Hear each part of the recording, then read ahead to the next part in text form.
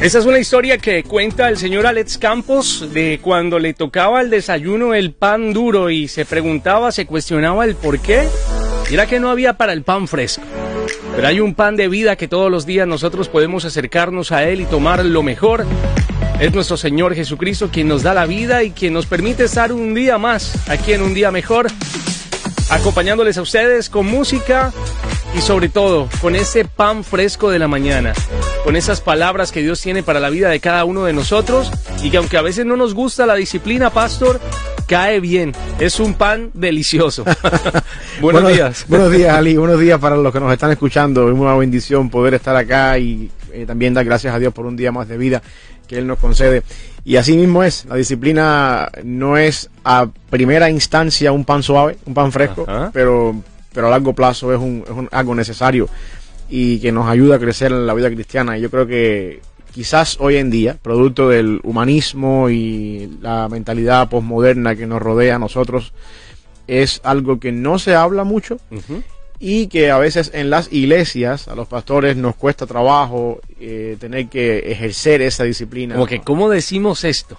Sí, o cómo afrontamos al hermano que está haciendo algo. Que lo tomen a mal. Exactamente, especialmente cuando el hermano está en un liderazgo, está ejerciendo una posición en la iglesia y uno se juega con si se va el hermano, ¿cómo le hago? Se va a ofender, las relaciones entre el hermano y yo se van a ver afectadas.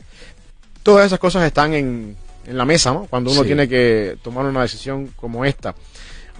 Y yo creo que sí, a largo plazo es un pan fresco. Es un pan fresco. Así es, y la disciplina hace parte no solamente de nuestro diario vivir en su empresa, en su casa. Si usted no tiene disciplina en su casa, muy difícilmente también la va a poder tener dentro de la iglesia. Pero en esta mañana, o más bien esta semana, vamos a estar encargándonos de, primero, los tipos de disciplina, dónde se encuentra la disciplina, no solamente en la iglesia, sino también cómo reacciona la gente al momento de ser disciplinada. Queremos que ustedes también opinen a través del 901-571-6678, que nos puedan decir qué opinan sobre este tema, cuándo han sido disciplinados, cuándo, como alguna vez a mí me mandaron a Ciudad de Refugio, que no sabía ni qué era eso, pero total, me apartaron de la congregación y me dijeron, vaya a Ciudad de Refugio, allá 3 meses a que Dios lo restaure, y me sentía como en el colegio haciendo planas, de no debo portarme mal dentro de la iglesia, pero lo asumí. Lo acepté, pero hay otras medidas que no todo el mundo las toma de la misma manera, ¿no? Hay gente que se va con una herida en su corazón, reacciona totalmente diferente y dice, bueno, me voy de aquí y se va mi familia. Sí, eso es un problema. Yo creo que la reacción que vemos, lo más normal, ¿no?, que se ve hoy en día en cuanto a la reacción de la disciplina, es eso. Me voy, esta gente no me entienden, esta iglesia no es buena, el pastor es un poco descortés, la gente no ama, me voy de aquí, me voy por otro lugar. Y yo creo que tengamos en cuenta algo acá. Es importante tener siempre presente que el error puede venir una falsa disciplina, o puede haber un mal procedimiento en la forma en la que la iglesia, el pastor o alguien ejerce la disciplina dentro de la iglesia, y a veces se requiere discernimiento del espíritu por parte de la persona que está recibiendo la disciplina para saber, bueno, están actuando conmigo de una manera errónea o sí o no.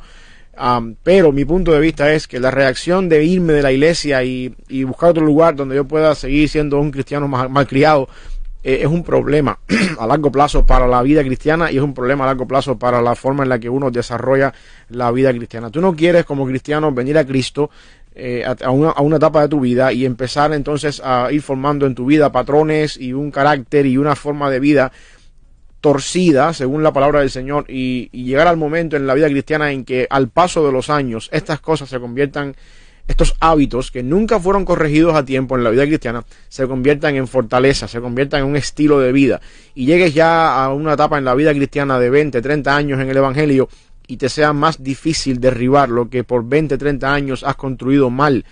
Por eso yo creo que la vida cristiana requiere la disciplina, para que uno pueda ir formando la imagen de Dios en su propia vida y viviendo como la palabra nos manda a vivir, de cierta manera hasta que lleguemos todos a ese varón perfecto. Y una de las cosas que hace falta para eso es el concepto de la disciplina. Yo quiero centrarme hoy un poquito en esa reacción incorrecta, ¿no?, que tenemos muchas veces nosotros en la iglesia cuando se me dice lo que está mal, se me confronta con la verdad, y entonces automáticamente me voy para otro lugar y empiezo bueno, esta gente no sirven para nada, yo tengo dones y yo los puedo poner en función donde yo quiera, la iglesia del Señor no está en este lugar específico, me voy para otro lugar y voy a servir allá porque aquí están mal las cosas, y yo creo que esa no es la manera correcta de recibir la disciplina del Señor. Yo creo que la disciplina también blinda, ¿no? Blinda por un poco también el tema de los hermanos en la iglesia. Ayuda a que la gente tenga un orden. Hay un versículo por aquí que viene justo al caso, Pastor, y es en Mateo capítulo 18, versículo 15. Y yo creo que hasta el 20 dice: por tanto, si tu hermano peca contra ti, ve y repréndele, estando tú y él solos. Si te oyere, has ganado a tu hermano. Mas si no te oyere, toma aún contigo a uno o dos, para que en boca de otros, de dos testigos, de 2 o 3 testigos, conste toda palabra. Si no lo oyere a ellos, dilo a la iglesia. Y si no oyere a la iglesia, tenle por gentil y publicano. De cierto os digo que todo lo que atéis en la tierra será atado en el cielo, y todo lo que desatéis en la tierra será desatado en el cielo. Otra vez os digo que si 2 de vosotros se pusieren de acuerdo en la tierra acerca de cualquier cosa que pidieren, les será hecho por mi Padre que está en los cielos, porque donde están 2 o 3 congregados en mi nombre, allí estoy yo en medio de ellos. Aquí se ve una situación donde puedes hablar con esa persona. Si esa persona definitivamente no entendió la disciplina, o desde un principio, puedes traerte a 2 personas más de la congregación. De ahí el por qué una vez suscitó un problema del por qué lo que pasaba tenía que ser público para la iglesia. No es que sea público, es que definitivamente si algo está pasando, va a empezar a colarse por rumores, ¿no? Por chismes. Qué mejor que se sepa con los, líderes, ancianos, con las personas que están como a cargo, para que se pueda revelar lo que está ocurriendo con ese personaje. Sí, y eso es Mateo 18 es un pasaje interesante, porque Mateo 18 está hablando de la disciplina, pero en un concepto cuando hay un malentendido o un altercado entre 2 hermanos en la iglesia. Y el procedimiento que Mateo nos da es, yo creo, correcto, es bíblico y es lo que deberíamos hacer cuando, digamos, tú y yo tenemos un problema en la iglesia. El primer paso es que hablemos, tú y yo. Ali, mira, pasó esto, me ofendiste en este Pastor, sentido. pero ahí se está infundiendo ya disciplina, ¿no? Ahí podemos entender que ya se está poniendo como que, vengan, aquí hay 2 problemas, vamos a sentarlos. Sí, yo creo que sí y no. Déjame explicar por qué sí y no. Sí, en el sentido de que queremos poner un orden. Queremos que la iglesia funcione bien y que no entremos, en este caso tú y yo que estamos en un altercado, adorando al Señor juntos en la congregación, pero al mismo tiempo tú sentado bien lejos de mí porque no quiero hablar contigo, porque no nos llevamos bien. No queremos eso. Y por supuesto entramos en el concepto de vamos a resolver este problema, hablamos tú y yo, Ali, mira, me ofendiste por esto, pasó esto, y si logramos resolver el problema entre tú y yo y nos abrazamos y somos hermanos en Cristo, todo bien. Si no, entonces traemos a otras personas, testigos, hablamos. Yo, mira, Ali, hablé contigo una vez ya y tú no me respondiste o no entendiste lo que te quiero decir, te traigo 2 personas de testigos para que sepan lo que está pasando entre nosotros. Siguen los problemas, entonces hablamos ya después con la iglesia, y cuando lo que Mateo nos está diciendo es que la iglesia es autoridad suprema. Cuando la persona no tiene la capacidad de someterse a la iglesia y entender que toda la congregación está al tanto de lo que está pasando y tú no eres capaz de someterte al liderazgo de la iglesia en ese sentido, pues entonces ¿a quién te vas a someter? Si ni siquiera puedes someterte a la iglesia. Entonces Mateo nos demuestra que la iglesia es la autoridad suprema, donde hay un problema se resuelve. Pero el punto donde yo quiero llegar es el punto de la disciplina que viene del pastor hacia un miembro de la iglesia. No estoy hablando solamente entre 2 hermanos que tienen un malentendido y tratan de resolver el problema entre ellos, aunque este pasaje de Mateo 18 provee pautas y principios para cómo de alguna manera dirigirnos a esa persona que está en el error.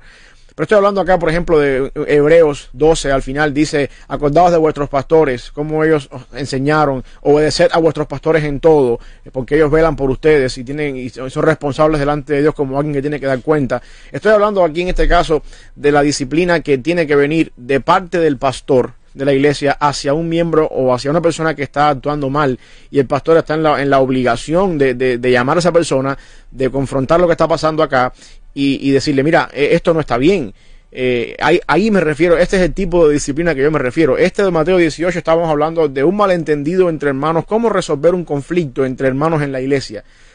Yo estoy queriendo abordar la disciplina desde el punto de vista de que el pastor es una autoridad dada por Dios, que tiene un oficio dado por Dios, que tiene una una función como pastor de la iglesia dado por Dios, un llamado dado por Dios, que tiene en su labor pastoral no solamente que ir a visitar al enfermo, sino ir al hospital, orar por la persona que está pasando por dificultades, sino que también tiene que llamar a contar a una persona y decirle, hey, este estilo de vida no está bien, arregla esto en tu vida porque te va a ir mal. O tú no puedes seguir sirviendo en la iglesia en lo que estás haciendo hasta que tú no arregles esto u otro que está pasando en tu vida. Ese es el tipo de disciplina a la que yo me refiero, en el sentido de que el pastor no es solamente el que me predica bien, el que el domingo en la mañana trae un mensaje bien preparado, yo salgo edificado, salgo, como decimos, en victoria de la iglesia, sino la persona que también está llamado por Dios a llamarme a contar cuando yo estoy haciendo cosas que no agradan al Señor. Hay un procedimiento para eso, y yo creo que es parte nuestra como pastores tener que llamar a contar a la persona, hablar con ella en persona, y muchas veces lo que pasa en la parte pastoral es que nosotros no queremos abordar el tema frente a frente con el hermano para que no se vaya a ofender, y no queremos que el hermano se sienta que estoy siendo con él un poquito intrometido en las cosas personales de él, y caemos entonces en el error peor todavía, que es pararnos en el púlpito y usar el púlpito indirectamente para hablar con el hermano. Pastores que llevan lo que se habló en privado, o ni siquiera han hablado en privado. Yo conocí uno así. Ni siquiera han hablado en privado con el hermano, y entonces empiezan a tirar desde el púlpito indirectas y insinuaciones, y porque no tienen, no quiero decirlo de esta manera, ¿no? Pero en realidad es la manera que es, no tienen el valor para llamar al hermano y decirle, mira, este estilo de vida que estás llevando no está bien por esto. Te lo digo en la cara, y después el domingo predico la palabra del Señor en la iglesia, porque en la iglesia, en la congregación, hay un porcentaje de la población de la iglesia que no está al tanto de lo que está pasando, que no le interesa lo que está pasando, y que el problema tuyo es con Dios, y yo como pastor tengo que hablar contigo en lo personal. Por lo tanto, yo hablo contigo en lo personal, y el púlpito lo uso para la edificación de aquellos que no saben nada del problema y que no tienen por qué saber nada de ese problema. A menos que, por supuesto, el problema sea yo conocí uno así. Yo conozco varios así. El sermón se basaba en darle duro al hermanito que no vino el domingo pasado. Sí. Se basaba en lo que sabía de que ese hermano venía haciendo, y todo el mundo decía, es el hermano tal. Ya uno sabe. Yo conozco uno que incluso decía, a mí no vengan a decirme nada porque eso lo uso el domingo en el púlpito. así lo decía. Y wow. yo creo que eso no es lo correcto. Mira, por aquí, perdóname, pastor, por aquí tengo ya a Julio, que nos dice, también en la iglesia se debe ejercer una membresía cuidadosa para que la congregación entienda la autoridad de la iglesia y el llamado a ayudarse de forma mutua y rendir cuentas por medio de la fe. Al estar instruidos, los creyentes entienden que el discipulado cristiano incluye tanto la enseñanza como la corrección. Sí, yo estoy de acuerdo con Julio ahí, perfectamente de acuerdo. Yo creo que eso es que la disciplina y la corrección es parte del discipulado cristiano. Eso es parte de eso. Cuando uno mira, por ejemplo, una de las mejores ilustraciones que tenemos en la Biblia de cómo es que Dios va formando algo, está en Jeremías, cuando Jeremías va a casa del alfarero. Y está el alfarero ahí sentado en la rueda con una vasija de barro, y no le sale bien la vasija y la rompe. Y entonces en ese momento viene la palabra del Señor a Jeremías: ¿no soy yo acaso como el alfarero y ustedes son el barro? Si nosotros somos siendo formados por Dios como ese barro moldeándose en las manos del alfarero, ese trabajo de moldear el barro es disciplina. De alguna manera Dios quitando de nosotros, a través de la corrección o por medio de la corrección, cosas que no están bien, para que podamos ir sacando cada vez más esa imagen de Cristo en nosotros. Y yo creo que cuando uno toma la avenida o la variante de viene el pastor, me confronta, me voy de aquí para otra iglesia, tú no le das la oportunidad al Espíritu Santo que mora en tu vida para decir, bueno, el pastor está en lo cierto, yo estoy equivocado en esta área de mi vida, yo necesito cambiar esta área de mi vida. Y entonces empezar a trabajar en esa área de tu vida, por el simple hecho de que el pastor es el medio que Dios utilizó para abrirte los ojos a una realidad en tu vida que está pasando, que está mal, que tú no quieres desarrollar una vida cristiana con patrones torcidos. Y esa es la función donde a veces yo creo que cuando uno se va de la iglesia y decide abandonar esa iglesia por el simple hecho de que ahí me corrigieron, no le das la oportunidad a la obra del Espíritu en tu vida a derribar esas fortalezas y a formar en ti un carácter como el de Cristo. Por supuesto, eso también implica, y es la otra parte que estábamos hablando de eso las semanas anteriores, eso también implica que el pastor que va a llamar la atención a un hermano por lo que está pasando tiene que tener una vida intachable, irreprensible, como dice 1 Timoteo capítulo 3. Tú no quieres pararte a decirle a un hermano, oye, te estás sobrepasando con esta hermana y tú vives en adulterio.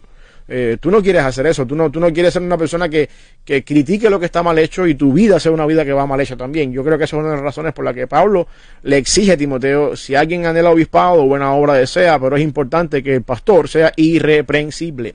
A menos que tú no seas irreprensible, tú no puedes tampoco pararte delante de alguien a corregir a una persona que está en pecado.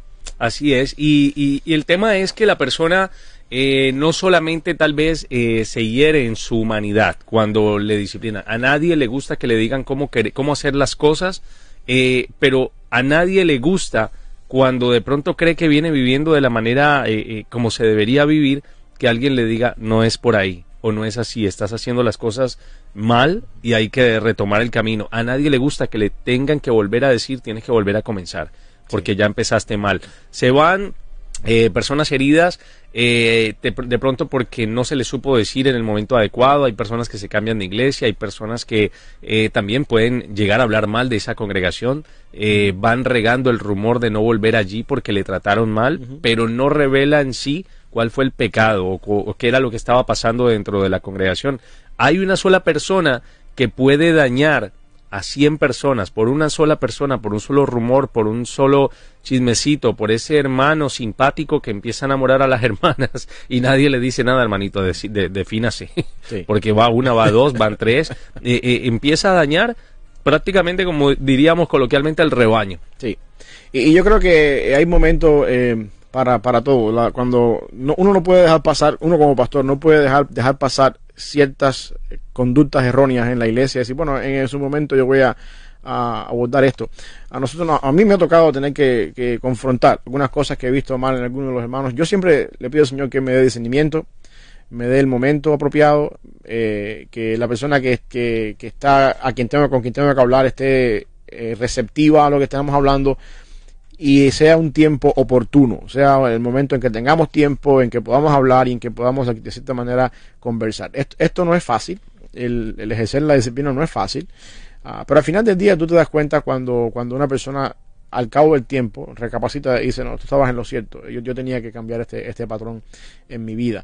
Y ese es el sentido donde yo creo que uno no puede de alguna manera pasar por alto estas cosas. Uno no puede de cierta forma como pastor decir, bueno, Dios se encarga con el Espíritu Santo de obrar en la vida de la persona, yo no quiero meterme en esto, yo no voy a hablar de esto, yo voy a sencillamente predicar la palabra desde el púlpito y el Espíritu se va a encargar de transformar esa palabra en el corazón del hermano.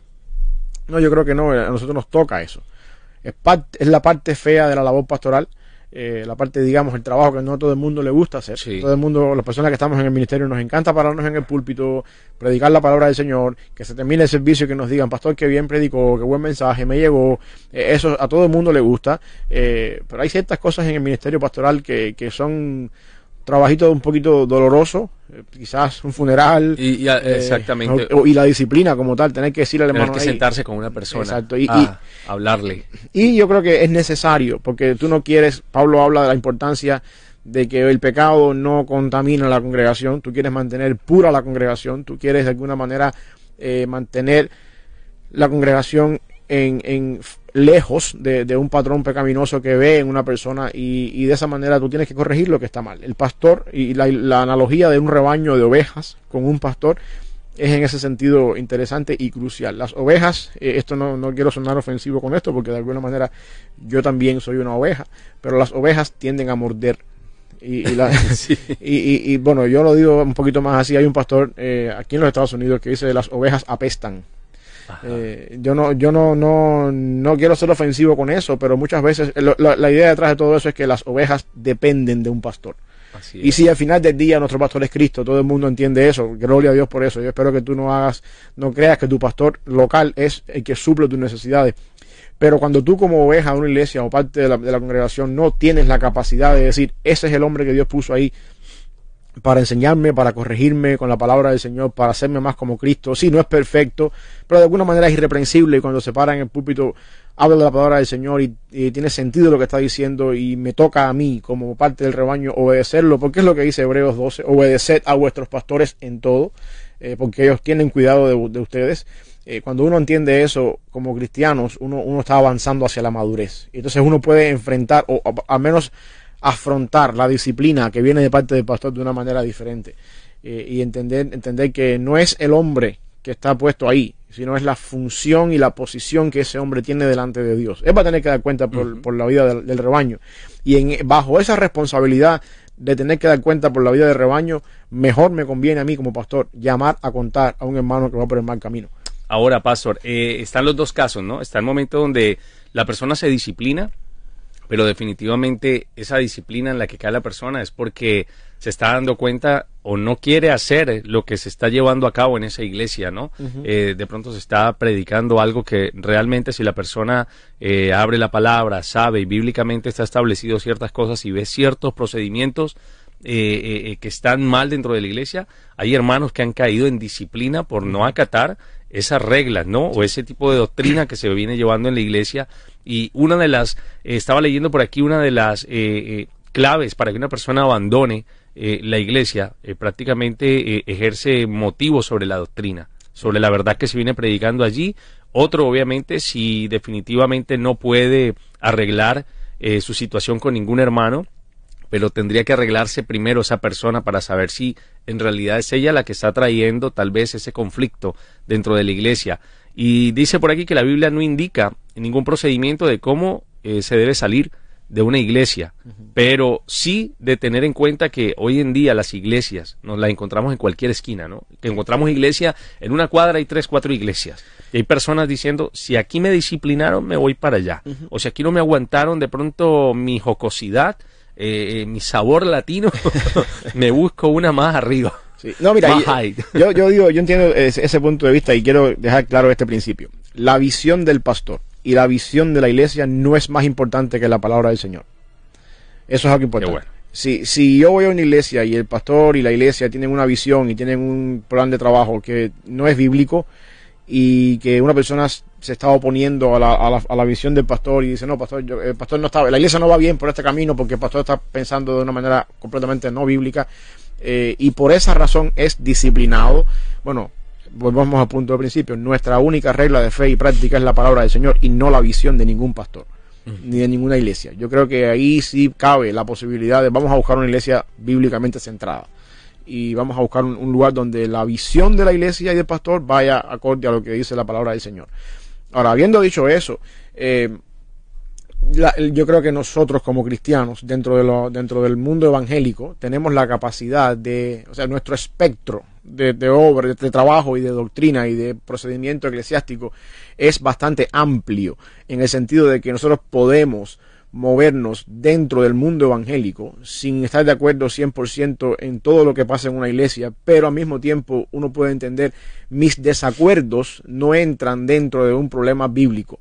No sé si yo me hago entender aquí. Por ejemplo, existe la posibilidad de que yo llegue a una iglesia y el procedimiento, la visión del pastor, la visión de la iglesia no esté 100% de acorde a como yo creo que deben ser las cosas, pero yo puedo encajar aquí porque incluso estas cosas que para mí no están de acuerdo, no son errores que hacen que la función y la teología de la iglesia se llegue al punto de la herejía.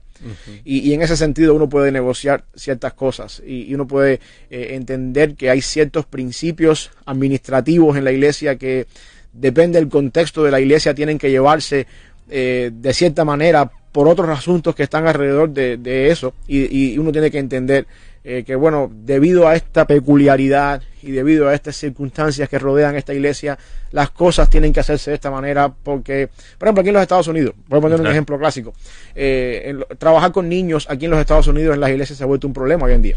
Sí. Porque los abusos, acosos sexuales y cuestiones así. Entonces nosotros como iglesia tenemos ciertas pólizas. Si tú quieres trabajar con niños, tenemos que estar seguros de que tú no eres un violador sexual y que tu récord está limpio. Entonces eso quiere decir que para trabajar con niños, ¿no? Para trabajar con niños, antes de que tú llegues a la iglesia y tengas el deseo de trabajar con niños, nosotros tenemos que correrte tu background check. Tenemos que saber si tú no has tenido un problema con niños. Tenemos ciertas pólizas. Tú no te puedes quedar con un niño solo en un lugar, digamos en un baño o en un lugar donde no esté visible, para cuidarte. Puede ser que tú vengas a una iglesia y dices, bueno, yo nunca he hecho las cosas así. O hay personas que se pueden ofender con exacto, ese tipo de y de alguna manera me voy de aquí porque esto no es así. Bueno, ya eso es un problema, pero yo como una persona cristiana puedo decir, bueno, esto a lo mejor desde el punto de vista bíblico yo puedo encontrar ciertas ofensas en esto, pero esto yo puedo negociar con esto y me parece que está bien. Me parece que está bien, especialmente si tú eres el padre de un niño.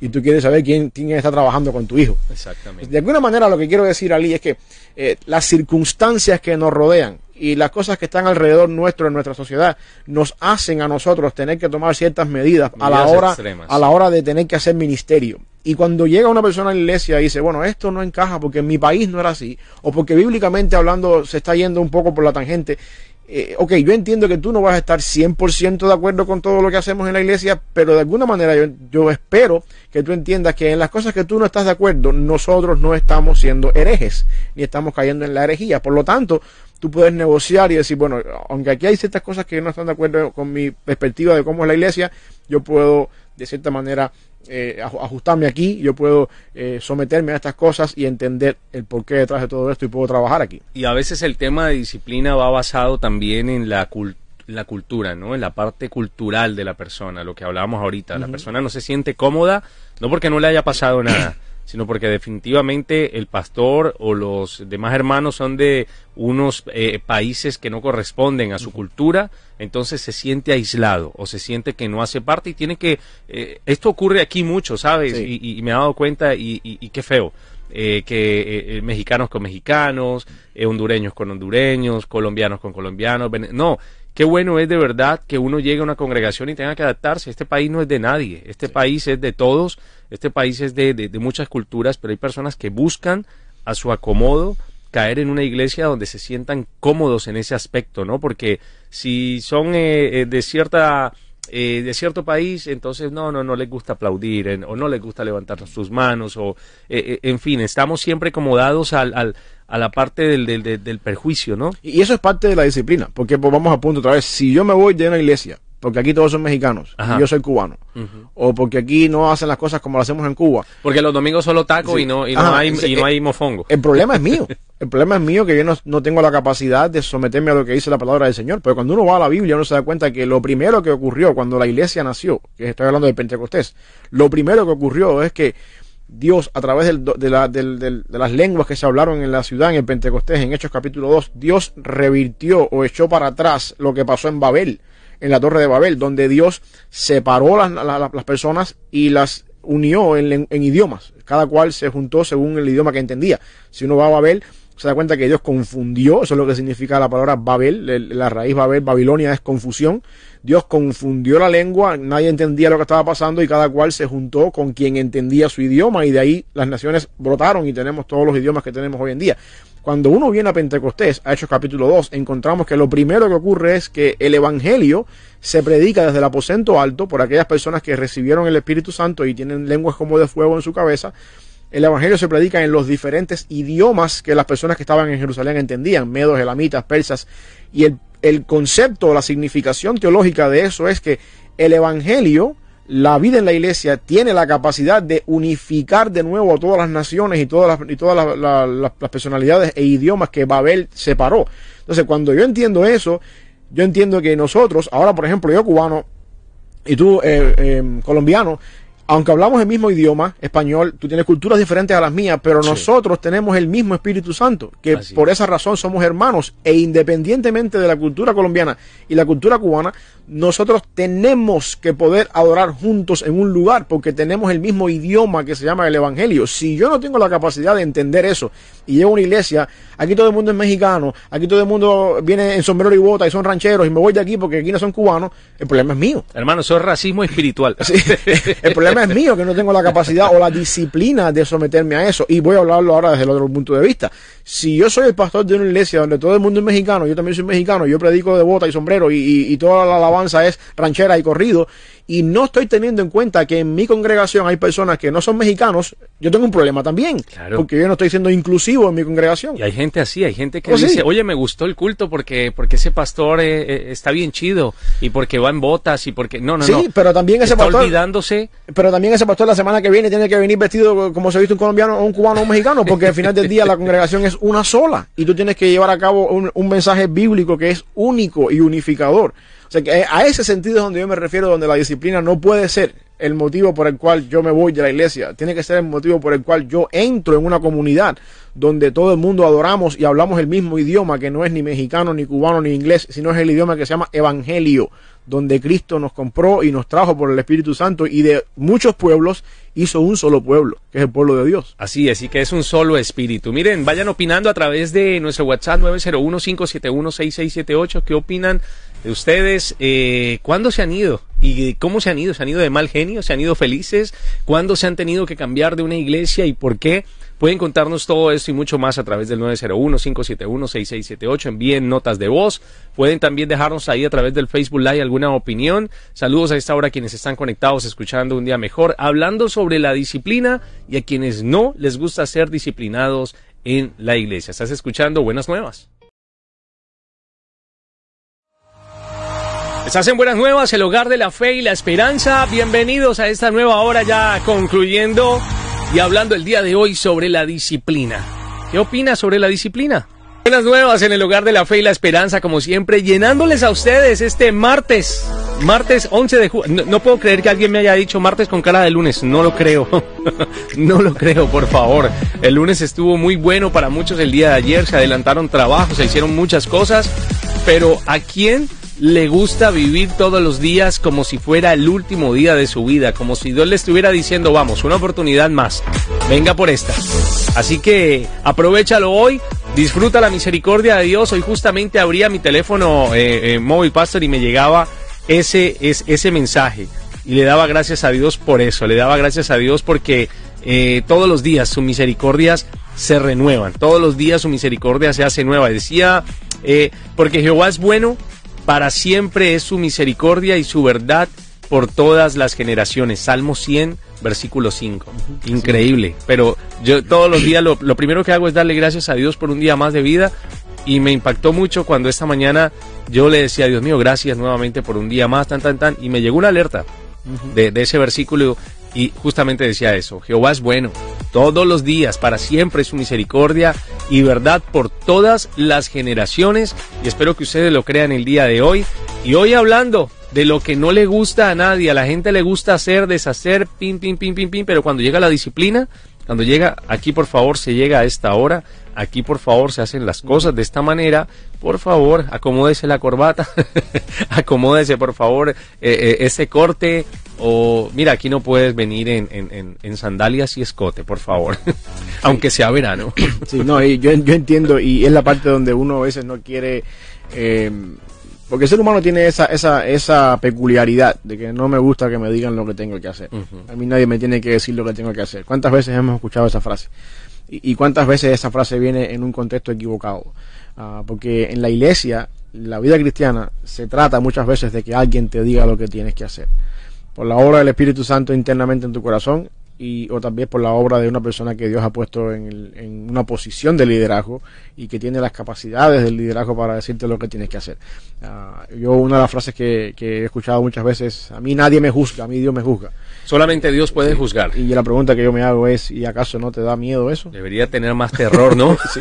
A mí no me gustaría... Yo prefiero que me juzgue el pastor antes que me juzgue Dios. Por favor, repréndeme antes de que Dios de verdad... Exacto. Y eso es una porque y detrás de todo eso está escondido el hecho de que a mí nadie me juzga, Dios me juzga, y cuando Dios lo hace con amor porque Él es el papá Dios. Y esa es la parte donde a veces se nos olvida y hacemos de Dios ese ser humanista, posmodernista, que yo te amo tanto, ese ser que está corriendo tras de mí, tu amor corre tras de mí, y que lo vemos reflejado en tantas canciones, humanizando a un Dios, a un Dios que para nada se parece a mi papá. No creo que Dios se parezca a mi papá, no porque no tuve, sino porque no creo que Dios pueda entregarte lo que un padre físico, humano, te pueda entregar. Dios va más allá y también, igual que a vos, pastor, me desagrada mucho el tema cuando la gente trata de decir papito Dios, es como mi padre. No es tu padre, es Dios. Sí, es Dios. Hay una función, es nuestro Padre celestial. Exactamente, hay una función paternal ahí, pero no como tú la quieres ver. No como uno lo ve, como Dios no es el que me lleva a jugar a la pelota o como se comportaba uno con su papá. Exacto, no es así, para nada es así. Dios es un Dios que sí hay un lenguaje paternal en la Biblia, pero está muy lejos de ser el lenguaje paternal postmoderno. y de cierta manera humanista que hoy en día nosotros vemos en el mundo normal hoy en día. Es completamente diferente. Pastor, ¿quién le pone disciplina a la gente que hoy en día está diciendo cualquier barbaridad en los púlpitos? A la gente que está hoy en día cantando cualquier cosa que ya es más letra blanca que letra cristiana o letra bíblica. ¿Quién le pone disciplina a estas personas? Sabemos que Dios en algún momento va a juzgar y te va a llamar y de qué manera, pero en estos momentos con tantas cosas que están pasando, ¿no? Y tantos rumores que llegan, tanta gente corriendo de aquí para allá porque en esta iglesia, porque ¿quién pone en realidad la disciplina dentro de la iglesia y dentro de cualquier ámbito en estos momentos? Bueno, yo creo que una de las cosas que estamos pasando hoy en día viene de Oseas. Mi pueblo pereció porque le faltó conocimiento. Nosotros vivimos en un mundo evangélico desnutrido bíblicamente y desnutrido desde el punto de vista doctrinal como nunca antes. Nosotros no hacemos énfasis en que las congregaciones conozcan la palabra del Señor, batallen con cosas desde el punto de vista doctrinal bíblico. Nuestras iglesias se han convertido en la reunión dominical que me da las fuerzas y me carga las baterías para la semana, donde yo escucho lo que quiero escuchar, donde el pastor predica 3 pasos para vivir en santidad, o donde el pastor predica 3 pasos para que te vaya bien esta semana, sí. y convertimos la iglesia en un taller de estas cosas, y no nos damos cuenta que la vida cristiana va mucho más allá del simple hecho de entender eso. O sea, cuando nosotros en nuestra agenda lo que nos preocupa tanto es que el domingo esté el culto lleno, que la gente no quepa por la puerta, entonces para eso yo tengo que hacer lucir el servicio desde el punto de vista del mundo acogedor, donde las personas se sienten mejor que cuando van al cine a ver una película, o donde las personas se sienten mejor que cuando van a ver a un concierto de sus cantantes favoritos. Entonces yo tengo que convertir la iglesia de esa manera, y dejo a un lado lo que es esencial en la fe cristiana, que es la teología, la enseñanza, la doctrina bíblica, aquellas cosas con las que tú batallas todos los días en tu mente, que te hacen conocer mejor a Dios, y eso es un problema. Desgraciadamente, en este mundo que funciona así desde el punto de vista evangélico en estos días hoy en día, no quiero lucir pesimista en este sentido, pero es la realidad, desgraciadamente siempre vamos a encontrar pastores, cantantes, líderes a nivel mundial que van a levantarse y van a decir: yo soy fulano de tal, tengo tantas credenciales y este es mi ministerio, y van a vender un ministerio que cuando uno está del lado acá y ve la Biblia dice: esto no se parece en nada al evangelio bíblico. ¿Quién pone disciplina ahí? Bueno, el Espíritu Santo, como tú decías. En algún momento Dios, esa gente va a tener que dar cuenta delante del Señor. Ahora, el punto es al contrario. La persona que llega a un lugar, una iglesia, esto lo estábamos hablando antes de la pausa, donde estas cosas son así, y mi cosmovisión bíblica va en contra de la mentalidad de esta iglesia, mi responsabilidad es buscar un lugar donde las cosas se hagan bien. Si yo no puedo cambiar lo que está pasando en mi iglesia, y si yo no puedo ser la persona que pueda hablar con el pastor y: mira, pastor, ¿por qué usted hace las cosas así? ¿Cuál es la motivación detrás de todo esto? Y si yo no puedo, si yo llego a un lugar donde la visión del pastor importa más que la palabra del Señor, y donde hasta donde queremos llegar como metas y proyectos importa más que lo que dice la Biblia, y yo no puedo cambiar eso, pues yo tengo que, por el bien de mi vida espiritual, por el bien de mi familia, que yo soy el responsable de fundir en ellos la palabra del Señor, yo me tengo que ir de ahí y buscar un lugar donde eso funcione, La ventaja, volviendo al punto otra vez, cuando decíamos que no quiero ser pesimista, aún así en los momentos más pesimistas, en los momentos que parecían más pesimistas en el Antiguo Testamento, Primero de Reyes capítulo 19, Elías está huyendo porque habían matado todos los profetas del Señor. Él pensaba que era el único que quedaba, está huyendo de Jezabel porque lo quieren matar, y Elías llega delante de Dios al monte Oreb, y la queja que le da Elías a Dios es: han matado a todos los profetas, no queda nadie, este pueblo no le interesa el evangelio, solamente estoy yo vivo y yo soy el único que queda. A veces uno se siente también así cuando ve iglesias y ve congregaciones y ve lugares donde uno dice: aquí todo está mal, no hay Biblia, no hay teología, no hay adoración genuina.